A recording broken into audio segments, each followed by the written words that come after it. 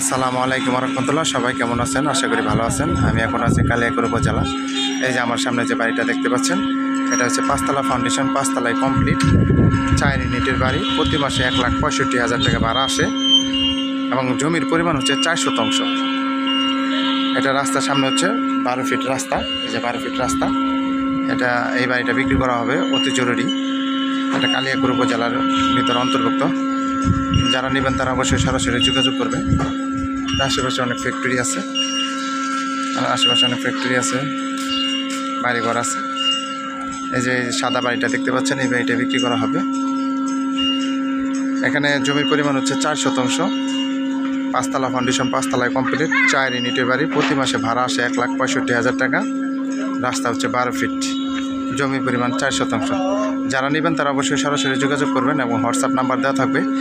Screenshot দিয়ে WhatsApp নাম্বারে screenshot দিবেন।